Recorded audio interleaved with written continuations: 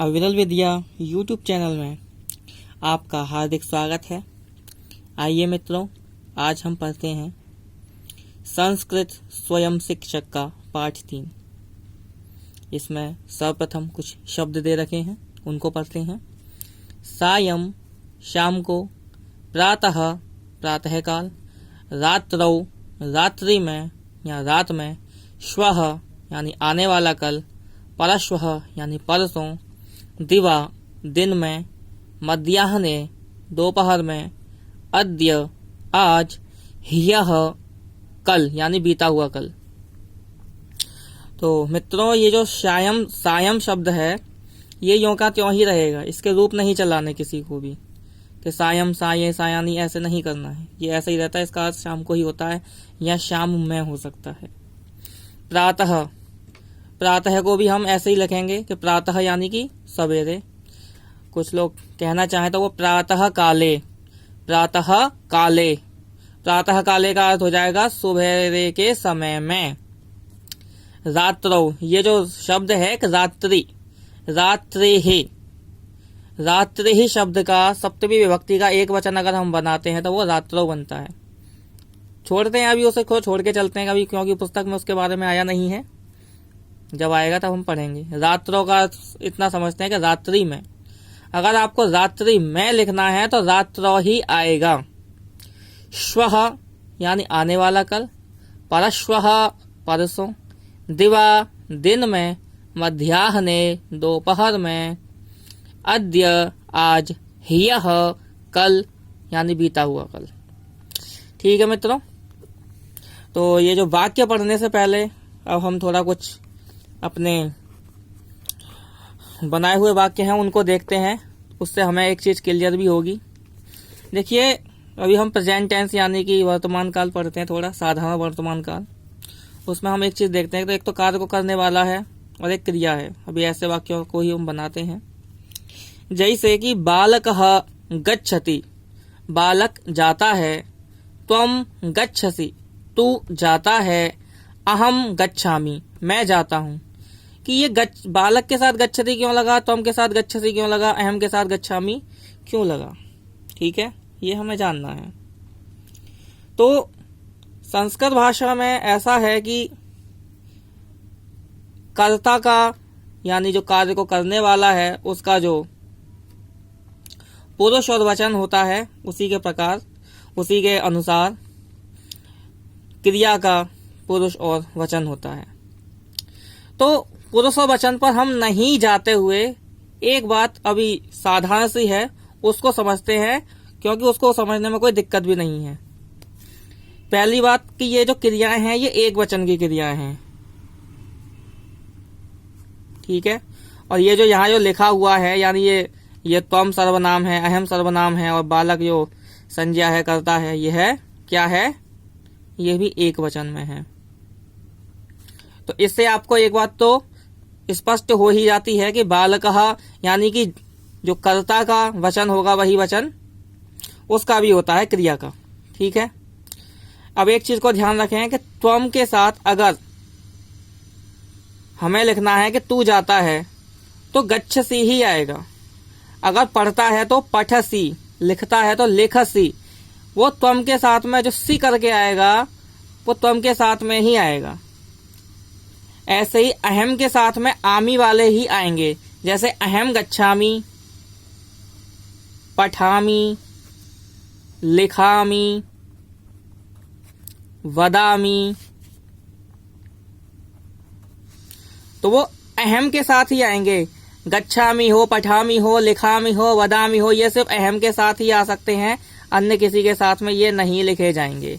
और अगर लेकिन हाँ, अगर ये लिखा हो और अहम ना भी लिखा हो तो अभी हम समझ जाएंगे कि ये अहम के लिए ही बोले गए हैं। अहम माने क्या होता है, मैं। तो अहम गच्छामि, मैं जाता हूँ, अहम पठामि, मैं पढ़ता हूँ, अहम लिखामि, मैं लिखता हूँ, अहम वदामि, मैं बोलता हूँ। इसी तरह से त्वम गच्छसि, तू जाता है, त्वम पठसि या पठामि है, इसका हो जाएगा पठसि, त्वम पठसि, तू पढ़ता है, त्वम लिखसि, तू लिखता है, त्वम वदसि, तू बोलता है। अब आता है ये, यानी कि त्वम के लिए तो फिक्स हो गए, ऐसे ही अहम के लिए कुछ चीजें फिक्स हो गई। बाकी के जो बचे जैसे बालकः, सह, सा, रामः, जनकः, यानी कि एक वचन के जितने भी शब्द बचे बाकी के सारे, किसको छोड़ करके, त्वम को छोड़ करके और अहम को छोड़ करके, कि जितने भी शब्द होते हैं और यदि वह एक वचन में होते हैं तो हम उसके साथ में इस प्रकार की जो क्रियाएं होती हैं, गच्छति, पठति, लिखति, वदति, हसति, इनका प्रयोग करते हैं। जैसे बालकः गच्छति, बालक जाता है, बालकः पठति, बालक पढ़ता है, बालकः वदति, बालक बोलता है, बालकः हसति, बालक हंसता है। ठीक है, इस प्रकार से तो ये वर्तमान काल में हुई। ठीक इसी प्रकार से जो सी वाली फॉर्म है वह त्वम के लिए रिजर्व है, ऐसे ही मी वाली जो फॉर्म है वो अहम के लिए रिजर्व है। और बाकी जो बचता है एक वचन में, फ्यूचर में बाकी जो बचेगा एक वचन में, उसमें क्या करना है आपको, कुछ भी लगा सकते हैं एक वचन का, क्रिया यही आती है। लेकिन इन क्रियाओं के साथ में यही आएगा और कोई नहीं आ सकता। जैसे गमिष्यसि है तो गमिष्यसि के साथ में त्वम ही आएगा, त्वम गमिष्यसि, यानी आप ऐसे कह लिए कि गमिष्यसि के साथ में त्वम आएगा या त्वम के साथ गमिष्यसि आएगी, बात एक ही है। क्यों? क्योंकि गमिष्यसि फिक्स है त्वम के लिए। तो त्वम गमिष्यसि, तू जाएगा, अहम गमिष्यामि, मैं जाऊंगा।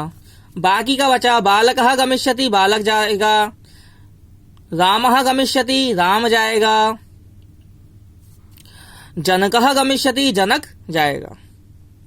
ऐसे ही बालकः पठिष्यति, बालक पढ़ेगा, त्वम पठिष्यसि, तू पढ़ेगा, अहम पठिष्यामि, मैं पढ़ूंगा। ठीक है मित्रों, समझता हूं कि ये बात स्पष्ट हुई होगी। अब आगे अपनी पुस्तक पे आते हैं, पढ़ते हैं। अब त्वम कुत्र सदैव प्रातः गच्छसि, तू कहाँ हमेशा ही प्रातः काल जाता है। ये हमेशा ही जो शब्द है, सदैव, सदैव को कहते हैं हमेशा या हमेशा ही। सदा और एब को मिला देते हैं तो सदैव बनता है। सदा माने हमेशा और एब माने ही। सदैव यानी हमेशा ही या हमेशा, ये हम पीछे पढ़ चुके हैं। अहम सदैव प्रातः उद्यानम गच्छामि, मैं सदा ही प्रातः काल बाग जाता हूँ या बाग को जाता हूँ। सह सायं उद्यानम गच्छति, वह सायंकाल बाग को जाता है। अद्य अहम पाठशालाम न गच्छामि, आज मैं पाठशाला नहीं जाता हूँ। त्वम अद्य पाठशालाम गच्छसि किम, तू आज पाठशाला जाता है क्या। त्वम मध्याह्ने कुत्र गच्छसि, तू दोपहर को कहाँ जाता है। अयम मध्याह्ने ग्रामम गच्छामि, मैं दोपहर में गांव जाता हूँ। गांव को जाता हूँ या गांव जाता हूँ एक ही बात है। सह दिवा नगरम गच्छति, वह दिन में नगर जाता है। अहम रात्रो गृहम गच्छामि, मैं रात्रि में घर जाता हूँ। त्वम यत्र रात्रो गच्छसि, जहाँ तू रात्रि में जाता है, तत्र अहम दिवा गच्छामि, वहां मैं दिन में जाता हूँ। तत्र सह प्रातः गच्छति, वहां वह प्रातः काल जाता है। तो आपने देखा कि त्वम के साथ में हमेशा सी वाला फॉर्म लगता है और अहम के साथ में हमेशा मी वाला फॉर्म लगता है। और बाकी का जो एक वचन के करता है, जैसे सह है, रामः है, जनकः है, उनके साथ में ती वाला, यानी इनके लिए से त्वम के लिए गच्छसि फिक्स है यानी सी फॉर्म फिक्स है। ऐसे ही अहम के लिए गच्छामि यानी आमी वाली जो रूप है वो फिक्स है। लेकिन अन्य सभी एक वचनकर्ताओं के लिए जो है ती वाली, जो ती, गच्छति, पठति, लिखति, इस तरह की जो क्रिया है वह फिक्स्ड है पहले से ही, उसमें परिवर्तन नहीं होगा। यदि यानी कि अगर, तरहि, तो अब आया गमिष्यसि। अब आप समझ जाएंगे कि सी वाली फॉर्म किसके लिए आती है। सी वाली फॉर्म आती है हमेशा त्वम के लिए। ठीक है, गमिष्यसि, तू जाएगा।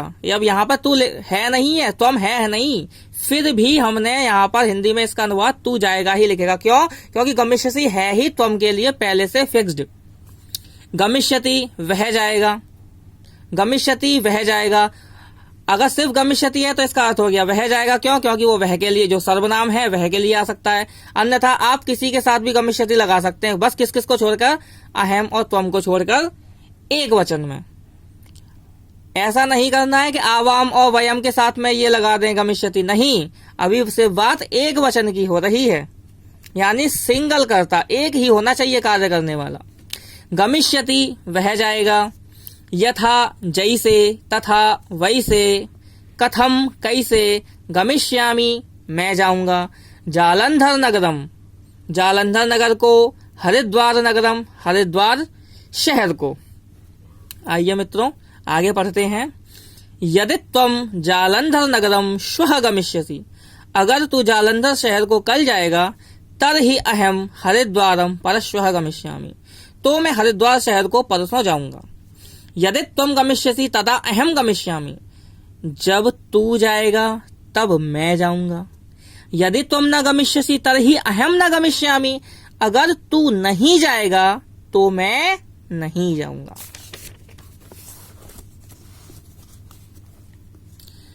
सह हरिद्वारम श्वः गमिष्यति, वह कल हरिद्वार जाएगा। सह श्वः प्रातः जालंधर नगरम गमिष्यति, वह कल प्रातः जालंधर शहर जाएगा। यत्र सह श्वः गमिष्यति, जहां कल वह जाएगा। तत्र अहम परश्वः गमिष्यामि, वहां मैं परसों जाऊंगा। यहाँ आप देखिए जरा इसको ध्यान से। यत्र सह श्वः गमिष्यति, जहां कल वह जाएगा, जबकि होना चाहिए जहां वह कल जाएगा। तो यहाँ इन्होंने हिंदी के हिसाब से लिख दिया, कोई बात नहीं है। संस्कृत में जो शब्दों का उलटफेर हम कर सकते हैं, अगर हम गमिष्यति पहले भी लिखते ना, जैसे ऐसे लिख देते गमिष्यति यत्र सह श्वः, तो अभी उसका अर्थ यही रहता। यह संस्कृत भाषा की विशेषता है। तत्र अहम परश्वः गमिष्यामि, वहां मैं परसों जाऊंगा। त्वम परश्वः ग्रामम गमिष्यसि किम, तू परसों गांव जाएगा क्या। न अहम अद्य सायं नगरम गमिष्यामि, नहीं मैं आज सायंकाल या शाम को शहर जाऊंगा। यथा तुम गच्छसि तथा सह गच्छति, जैसे तू जाता है वैसे वह जाता है। कथम तत्र सह श्वः न गमिष्यति, कैसे वहां वह कल नहीं जाएगा। कथम यानी कैसे, कथम तत्र सह श्वः न गमिष्यति, कैसे वहां वह कल नहीं जाएगा। सह तत्र श्वः गमिष्यति, वह वहां कल जाएगा। इसी प्रकार आप कुछ और वाक्य बना सकते हैं इन्हीं वाक्यों पर थोड़ा उलटफेर करके। जैसे सह सायं उद्यानम न गच्छति, वह शाम को बाग नहीं जाता। अब गच्छति की जगह आप क्या लगा सकते हैं, गमिष्यति लगा सकते हैं कि सह सायं उद्यानम न गमिष्यति, कि वह शाम को बाग नहीं जाएगा। कहा मध्याह्ने पाठशालाम न गच्छति, कौन दोपहर में पाठशाला नहीं जाता है। अहम रात्रौ नगरम न गच्छामि, मैं रात्रि को शहर नहीं जाता।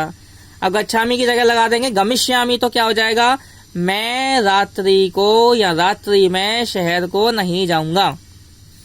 कह तत्र दिवा न गच्छति, कौन वहां दिन में नहीं जाता। ठीक है, अब इसकी जगह गच्छति की जगह लगा दो गमिष्यति, तो हो जाएगा कौन वहां दिन में नहीं जाएगा। त्वम श्वः जालंधरम न गमिष्यसि किम, देखिए इन्होंने जालंधर नगरम को सीधे जालंधरम कर दिया। ठीक है, तो उसका भी अर्थ वही होगा जालंधर को। त्वम श्वः जालंधरम न गमिष्यसि किम, तू कल जालंधर नहीं जाएगा क्या। यथा त्वम न गच्छसि तथा सह न गच्छति, जैसे तू नहीं जाता वैसे वह नहीं जाता।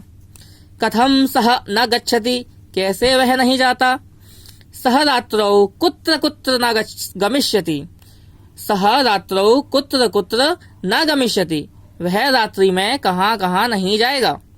यत्र यत्र त्वम गमिष्यसि, यानी जहां जहां तू जाएगा, तत्र तत्र सह न गमिष्यसि, तत्र तत्र सह न गमिष्यति, वहां वहां वह नहीं जाएगा। तो अभी हमने साधारण रूप में जो थोड़ा सा वर्तमान काल है और जो गम धातु है यानी जाना, उसके बारे में पढ़ा है, और थोड़ा सा उसका भविष्यत काल का पढ़ा है। तो आगे का पाठ हम बाद में पढ़ेंगे।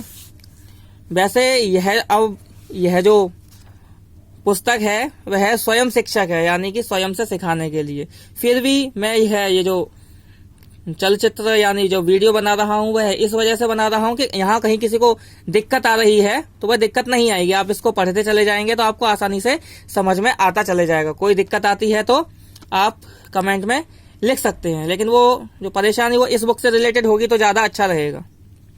और वैसे अनुवाद के लिए जो है हम सोच रहे हैं कि एक अलग जो है सीरीज शुरू की जाए, जिससे कि उसमें अनुवाद के सारे नियम आए धीरे धीरे, सारा मतलब अनुवाद कैसे करना चाहिए, क्या होता है क्या नहीं होता है, तो वह वो उन लोगों के लिए होगी जो जिनको थोड़ा बहुत संस्कृत पहले से आती होगी।